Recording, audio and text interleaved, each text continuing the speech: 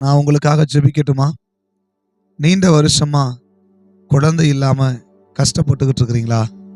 சரீரத்தில் இருக்கிற பலவீனத்தினால, சத்து குறைபாடுனால குழந்தை இல்லாம ரொம்ப வருஷமா ஆண்டவர்கிட்ட ஜெபம் பண்ணி பெற்றுக்கொள்ள முடியாத பலவிதமான தடைகளோட நீங்க வாழ்ந்துகிட்டு இருக்கிறீங்களா? அழுசர்ப்பத்தின் ஆவியினால கஷ்டப்படுறீங்களா? கவலைப்படாதீங்க. இயேசு உங்களை குணமாக்க போகிறார். இந்த வருஷத்துல கர்த்தர் உங்களுக்கு கற்பத்தின் கனியை நிறைவாய் ஆசீர்வதித்து தரப்போகிறார்.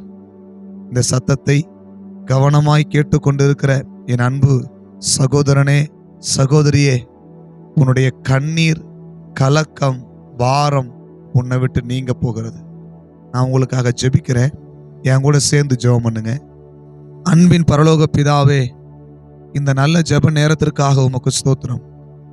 குழந்தை பாக்கியம் இல்லாமல் பயங்கரமான அவமானத்தையும் நிந்தைகளையும் அனுபவித்துக் கொண்டிருக்கிற அன்பு குடும்பத்திற்காக உம்முடைய சமூகத்தில் ஒருமனப்பட்டு நான் ஜெபிக்கிறேன். இந்த வருஷத்துல குழந்தை பாக்கியத்தை கர்த்தர் நிறைவாய் கொடுக்க போகிறதற்காக ஸ்தோத்திரம். சரீரத்தில் இருக்கிற பலவீனங்கள் இயேசு கிறிஸ்துவின் நாமத்தில் இப்பொழுதே நீங்கி போவதாக. டாக்டர் சொல்லியிருக்கலாம், பிசிஓடி பிரச்சனை இருக்குது, தைராய்டு பிரச்சனை இருக்குது, அதனால சுகம் ஆகாது, இனி குழந்தைக்கு யோசிக்காதீங்க, மருந்து மாத்திரை தான் வாழ்க்கை அப்படின்னு சொல்லி பலவிதமான எதிர்மறையான வார்த்தைகளை சொல்லி இருக்கலாம். ஆனால் வேதம் சொல்லுகிறது, நான் உன்னை குணமாக்குவேன். ஆமாண்டவரே, இன்றைக்கு ஒரு பரிபூரண சுகத்தை, விடுதலையை என் தகப்பனீர் கொடுக்கும்படியாய் நான் செபிக்கிறேன்.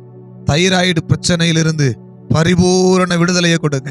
பிசிஓடி பிரச்சனையிலிருந்து பரிபூரண விடுதலையை கொடுங்க.